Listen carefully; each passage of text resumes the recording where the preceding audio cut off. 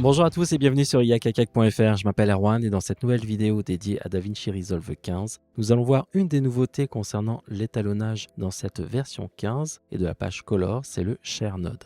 Alors là, j'utilise la version bêta numéro 5 de DaVinci Resolve 15. Donc cette bêta 5 permet d'avoir un peu plus de stabilité, mais ce n'est pas encore ça au niveau de cette version bêta, donc je vous invite vraiment à ne pas utiliser la version bêta pour la production. Je pense que la version release sera disponible d'ici quelques semaines, voire mois. Donc attendez que le cycle bêta se termine pour pouvoir installer cette version pour la production tout du moins. Et puis après, si vous voulez tester sur une machine dédiée, n'hésitez pas pour faire des tests et voir les nouvelles fonctionnalités. En tout cas, je vais vous montrer ici donc la nouveauté, le Share Node, qui est un réglage en fait, un nœud, qui est un état qu'on va pouvoir appliquer sur un nœud, qui va nous permettre de travailler sur plusieurs clips en même temps et donc modifier l'étalonnage sur plusieurs clips en même temps. Et donc avant de pouvoir vous montrer ce Share Node, je voulais faire un petit récapitulatif sur comment il était possible déjà au préalable de faire des modifications sur plusieurs clips en même temps. Donc là, j'ai déjà un clip, vous voyez, qui est sélectionné. Et donc si je fais une modification sur ce clip, vous voyez que j'agis donc uniquement sur lui et pas sur les autres. Vous voyez, par exemple, celui-ci, il reste identique. Donc pour cela, on a plusieurs choix. Je peux par exemple demander de, au lieu de travailler clip par clip, je vais pouvoir travailler, faire un étalonnage sur l'ensemble de la timeline. Donc là, j'agis sur tous les clips de la timeline et pour cela, il suffit juste de passer du mode clip, vous voyez ici, au mode timeline. Voilà, à partir de là, vous voyez que je n'ai plus de nœuds qui apparaissent. Il suffit de faire Alt S, Option S pour pouvoir en rajouter un. Et à partir de là, dès que vous êtes en mode timeline, si je fais un play, vous allez voir en fait que le visualiseur, maintenant, la barre de progression est pour toute la timeline et pas uniquement un seul clip. Vous voyez, comme ceci. Et donc si je fais maintenant une modification sur ce nœud-là, cette modification va s'appliquer sur l'ensemble des clips. Donc par exemple, pour faire quelque chose d'assez visible, je vais pouvoir mettre l'ensemble un petit peu rosé ici. Si je fais un play, vous allez voir que tous mes clips vont être affectés et on va voir cette dominante rouge qui va apparaître directement. Alors bien sûr, on n'utilise pas l'option timeline pour faire ce genre de choses, quoique vous pouvez faire ce que vous voulez. Mais par exemple, vous pouvez dire, j'ai envie d'appliquer un effet de vignettage, par exemple, sur l'ensemble des éléments. Donc pour cela, je vais appliquer ici un Power Window ici. Donc une shape, une forme, vous voyez, un petit peu circulaire. Donc on va jouer sur l'adoucissement. Et à partir de là, donc là j'ai cliqué sur inverser, je vais pouvoir demander à, vous voyez, baisser au niveau du lift. Donc j'abuse un petit peu pour que vous voyez bien différent. Donc si on voit ici, je vais pouvoir, vous voyez, agir comme cela, le réduire. Et donc à partir de là, j'ai cet effet Power Window, donc là qui est très visible, mais c'est pour vous montrer en fait que j'agis, vous voyez, sur l'ensemble de la timeline et que je peux appliquer comme ça une correction sur l'ensemble de la timeline. Alors là, c'est la première possibilité, agir sur tous les clips en même temps. L'autre possibilité, c'est si vous revenez en mode clip ici, la possibilité d'en sélectionner par exemple deux. Donc vous voyez que j'ai ces deux plans qui n'ont pas été encore étalonnés. Je vais pouvoir avec la touche commande les sélectionner, faire un clic droit et dire par exemple, je voudrais rajouter, créer un groupe, voilà, que je vais appeler vélo, tout simplement. Je fais OK. Et à partir de là, vous voyez que ces clips sont liés l'un à l'autre, voilà, comme ceci. Et à partir de là, vous allez voir aussi que dans le petit menu déroulant où avant j'avais clip et timeline, maintenant j'ai deux autres catégories qui apparaissent, groupe pré-clip, groupe post-clip. C'est-à-dire que je vais pouvoir affecter des réglages de groupe soit avant l'étalonnage du clip, soit après l'étalonnage du clip. Donc avant, par exemple, ce serait pour rajouter une lutte sur certains clips, une lutte de caméra, et ensuite pouvoir travailler sur mon clip. Et puis ensuite, je pourrais, par exemple, au post-clip, appliquer un réglage pour limiter le signal dans certaines normes que un broadcaster peut vous demander, par exemple. Donc on pourra agir sur le post-clip, donc après l'étalonnage du clip. Donc dans les deux cas, je pourrais utiliser groupe post ou pré. Je vais prendre par exemple groupe pré-clip, tout simplement ici, où je pourrais dire j'ai envie de travailler sur justement, vous voyez, ce plan-là. Je vais pouvoir sélectionner ici ma courbe et jouer un petit peu sur la luminance. Et ce qui est intéressant, c'est que bien sûr, cette correction va s'appliquer bien sûr, directement sur tous les membres, tous les clips du groupe vélo. Donc voilà. Et à partir de là, ben, vous pouvez faire ce que vous voulez.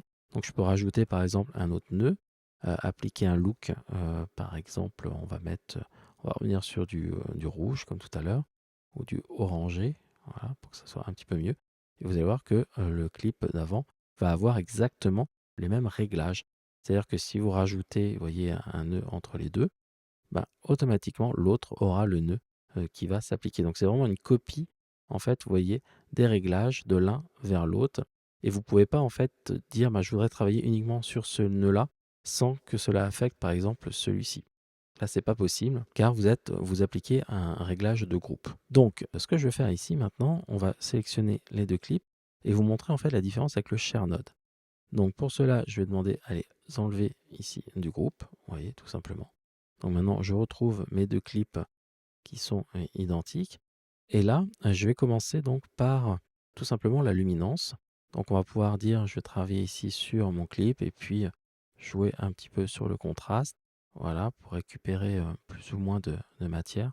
Donc là, je contraste assez fort pour que vous voyez un petit peu le résultat.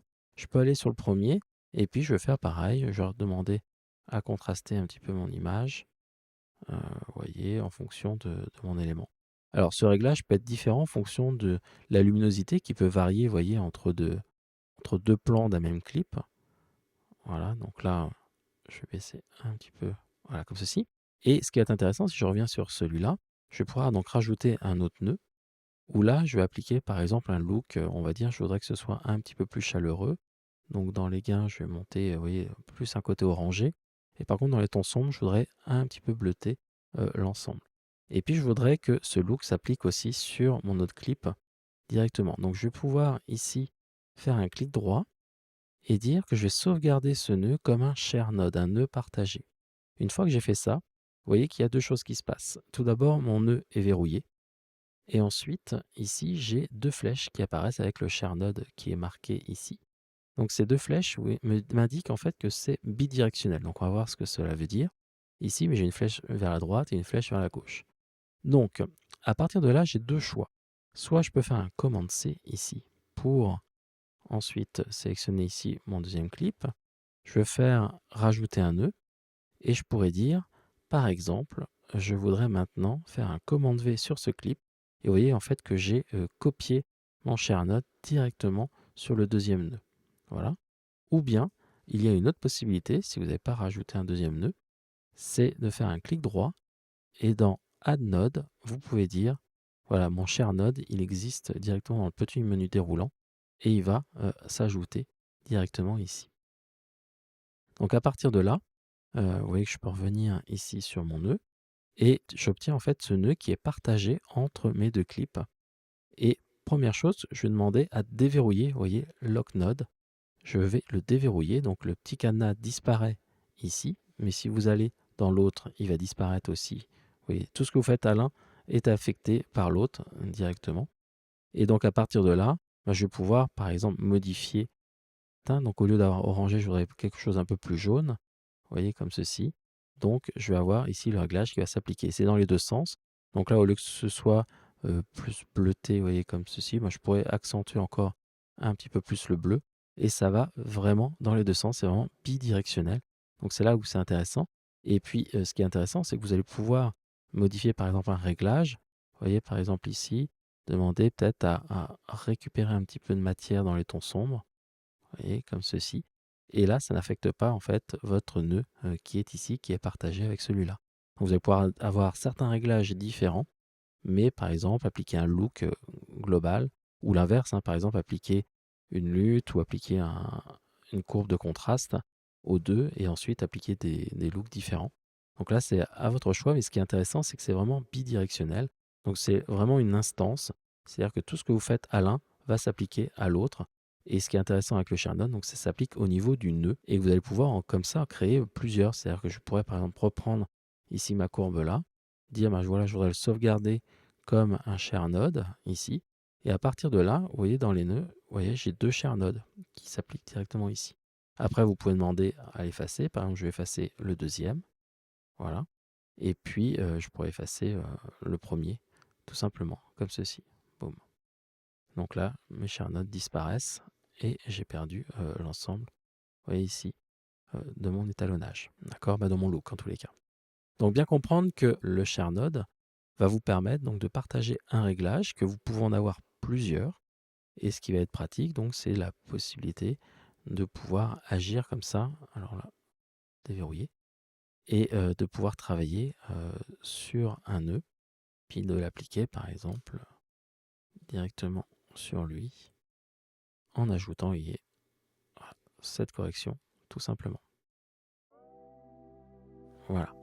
Donc voilà pour le share node. J'espère que vous avez pu comprendre la petite différence qu'il peut y avoir entre le share node et les groupes ou bien l'étalonnage par timeline. Ici, vous allez pouvoir en fait travailler au niveau du nœud et pas sur l'ensemble en fait de votre réglage à partir de tous les nœuds, tout simplement. Donc, je vous donne rendez-vous pour une prochaine vidéo sur DaVinci Resolve 15 sur yakakak.fr bien sûr. Donc, pour nous suivre, il suffit de vous abonner sur la chaîne YouTube ou bien sur le Facebook ou bien sur le Twitter. N'hésitez pas sur YouTube, au niveau de la chaîne, vous pouvez cliquer sur la petite cloche pour être notifié de l'apparition de nouvelles vidéos sur la chaîne. Et en tous les cas, je vous donne rendez-vous sur yakakak.fr. Ciao, ciao, bye bye.